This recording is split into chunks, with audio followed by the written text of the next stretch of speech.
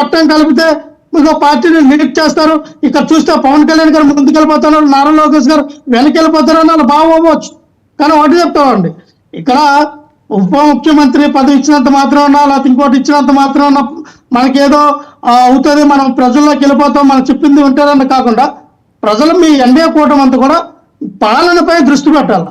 పాలనపై దృష్టి పెడితే ఆటోమేటిక్గా ప్రజల ఎవరు నాయకుడు, ఎవరైతే పార్టీ నడిపించగలరు, ఎవరికి అన్నది మీకు పట్టం కడతారు.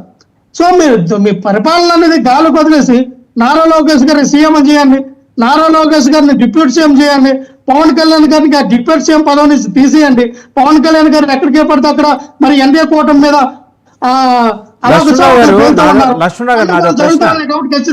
పవన్ కళ్యాణ్ గారి నుంచి కూటమిని కాపాడుకోవచ్చిన ఆలోచనలో లేదా పవన్ కళ్యాణ్ గారిని విడిపోవడానికి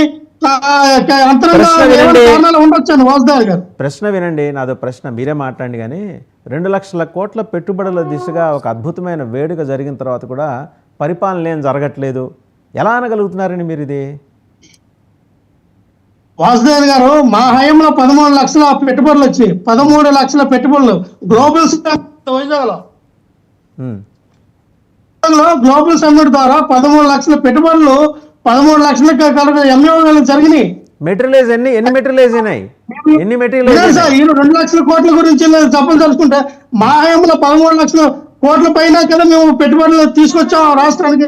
ఈ రోజున మేము తీసుకొచ్చినటువంటి బీపీసీఎల్ అవనండి, మేము తీసుకొచ్చినటువంటి ఇన్ఫోసిస్ అవనండి, టీసీఎస్ అవనండి, మేము తీసుకొచ్చినటువంటి కంపెనీలను కూడా ఈ రోజు మీ వీళ్ళు తెచ్చారని చెప్పుకున్నారు కదా. ఈ పెట్టుబడులను మీరు తెచ్చామని వీళ్ళు చెప్పుకున్నారు. దానికి ఆజ్యం పోసింది, దానికి నాంతే, దానికి పునాది వేసింది, దాంతో చర్చలు జరిపి సప్లై చేసింది జగన్మోహన్ రెడ్డి గారు మా హయాంలో. ఈ రోజున బిడ్డడు పుట్టగానే ఆ బిడ్డడికి పేరు మీరు పెట్టి ఆ బిడ్డడు మీ వాడైపోతారు. పిల్లోడు ఒకరు పుట్టారు, పేరు మీరు పెడితే ఆ బిడ్డడు మీ పేరు మీ వాడు అయిపోతారా? అందుకే మీరు అర్థం చేసుకోవచ్చు. చంద్రబాబు నాయుడు గారు ఎప్పుడు కూడా ఎవరైనా ఏదైనా సాధిస్తే ఆయన నేనే చేస్తానంటే ఆయన క్రెడిట్ చేసుకోవడం, ఆయన అకౌంట్లో వేసుకోవడం ఆయనకున్నటువంటి ఆనవాయితీ. దాన్ని మనం ఏం చేద్దాం? ఒకటే చెప్తున్నాం వాసుదేవ్ గారు, ఇక ఎక్కడ కూడా వీళ్ళు పెట్టుబడులు కానీ ఇది తీసుకొచ్చినట్టు 2 లక్షల కోట్లు బట్టి ఆంధ్రప్రదేశ్ మరో సింగపూర్ అయిపోదు, మరో మలేషియా అయిపోదు, లేకపోతే వీళ్ళు చెప్పినట్టు 20 లక్షల ఉద్యోగులు ఎక్కడ వచ్చేవు, లేదంటే ఇవన్నీ కూడా తారతమ్యంగా తీసుకెళ్ళిపోవడం. ఇక నిరుద్యోగులకు 3,000 ఇస్తామన్నారు, ఆ 3,000 పక్కన అన్నదాంతో నేను ఏకీపిస్తాను. అదో ప్రశ్న, ఇవన్నీ చేస్తే ఏమి సింగపూర్ మలేషియా కాదన్నారు, బటన్ నొక్కితే అవుతుందా? ఖచ్చితంగా ఈ రోజున మేము బటన్ నొక్కాం కాబట్టే ప్రజల్లో స్పందన వచ్చింది. ఈ రోజు చూడండి, పండుగ చాలా చప్పగా సాగుతూ ఉంది. పండుగ సంక్రాంతి పండుగ రాగానే పల్లెటూరులో, విలేజ్లో, గ్రామాల్లో అందరూ కూడా ఒక చందలుగా 3 రోజులు ఆ ఆడపిల్లల్ని, కొత్త అల్లుల్ని ఇంటికి పిలిచి వాళ్ళకి మర్యాదలు చేయాలి. అయితే సామాన్య ప్రజలు కూడా చేతులు డబ్బులేక అల్లాడుతూ ఉన్నారు. షాపింగ్ లేవు, ఏమీ లేవు. అదే జగన్మోహన్ రెడ్డి గారు ఉన్నప్పుడు ప్రతి ఆడపిల్లకి 18,500, ప్రతి ఆడపిల్లకి 15,000, ప్రతి వాళ్ళకి వాళ్ళ అకౌంట్లో డబ్బులు పడుతూ ఉండే. ప్రతి పండగ అకౌంట్ లో డబ్బులు పడి వాళ్ళ పండుగ ఎంత చక్కగా చేసుకుంటారు. ఏమండి, సంక్రాంతి కానుకలు ఎట్టెళ్ళిపోయండి, క్రిస్మస్ కానుకలు ఎట్టెళ్ళిపోయండి. మేము వస్తే సంక్రాంతి కానుకలు ఇస్తాం, మేము వస్తే క్రిస్మస్ కానుకలు ఇస్తాం అన్న చంద్రబాబు నాయుడు గారు ఎక్కడికి వెళ్ళిపోయాయి సార్? సరే, ఇంకో ప్రశ్న మీకు. ఇప్పుడు మీరు ఇందాక డిబేట్ స్టార్ట్ అయ్యడానికి ఇంకా జాయిన్ కాలేదు, కానీ జగన్మోహన్ రెడ్డి గారు మన పులివెందుల్లో ఒక్క నిమిషం, సత్యగిరి ప్రసాద్ గారు వస్తా సత్యగిరి ప్రసాద్ గారు ఒక్క నిమిషం, ఆయనకు ఒక ప్రశ్న ఉంది. సంక్రాంతి కానుకలు, క్రిస్మస్ కానుకలు ఎవరు ఆపేశారు? అది ఆయనకు ఒక ప్రశ్న ఉంది, మాత్రం లెట్ హిమ్ కంప్లీట్ అండి. ఇప్పుడు జగన్మోహన్ రెడ్డి గారు మన పులివెందుల్లో మురళీ నాయక్ అనే డిఎస్పీని హెలికాప్టర్ దగ్గరికి పిలిపించుకొని బెదిరించారు. ఏం తమాషాగా ఉందా, నెక్స్ట్ నేనే వస్తున్నాను, నీ సంగతి తేలుస్తా. అంతకుముందు మసూన్ రావు అనే పోలీస్ ఆఫీసర్ని కూడా ఇదే తరహా, ఇదే టోన్ అండ్ టెనర్. అప్పుడు మసూన్ రావు ఏమన్నారు ఒకసారి చూద్దాం.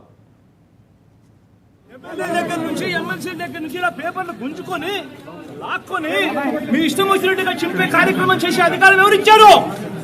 మధుసూదన్ రావు, గుర్తుపెట్టుకో.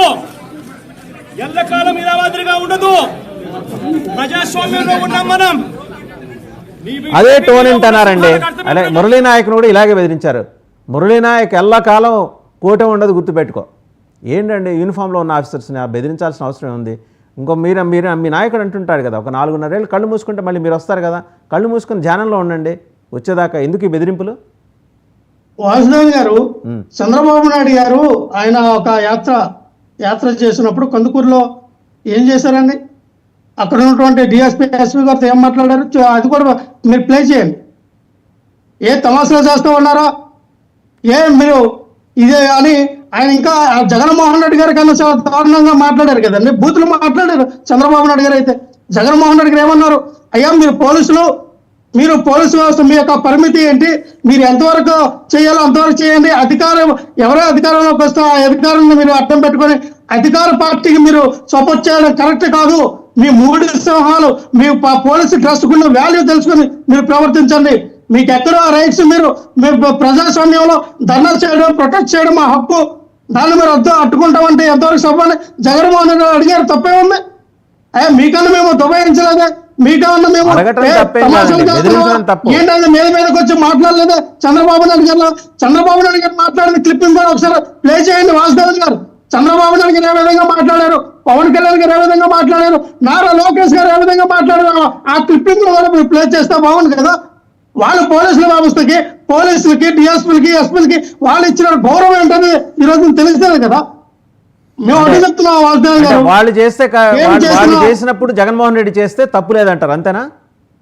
సార్ అంతే, ఇప్పుడు మీరు చేసిందే కదా, మీ స్కూలే కదా, మీరు నేర్పించిన పాఠాలే కదా ప్రతిదీ కూడా. అంటే మీరు చేస్తేమో మంచిదే, ఎదుటి వాళ్ళు చేస్తేమో చెడ్డదా? అంటే జగన్మోహన్ రెడ్డి గారు చంద్రబాబు గారిని ఫాలో అయ్యారంటారా? సార్ మేము జగన్మోహన్ రెడ్డి గారు ఎవరిని ఫాలో అవ్వరండి. Is a trend setter, is a trend creator. Jaganmohan Reddy గారు ట్రెండ్ క్రియేటర్. రైట్, మళ్ళీ మీ దగ్గరకు వస్తా. ఇంకా 2-3 అంశాలు మీతో మాట్లాడే ఉన్నాయి. ఒకసారి శివపార్తి గారి దగ్గరికి వెళ్దాం. శివపార్తి గారు కూడా జాయిన్ అయ్యారు, జనసేన అధికారి. నమస్కారం శివపార్తి గారు. నిన్న నుంచి రాజు గారు, ముందుగా మీకు ప్యానల్లో ఉన్న పెద్దలకి కనుమ శుభాకాంక్షలు, సంక్రాంతి కనుమ శుభాకాంక్షలు అండి. అలాగే 99 వీక్షలు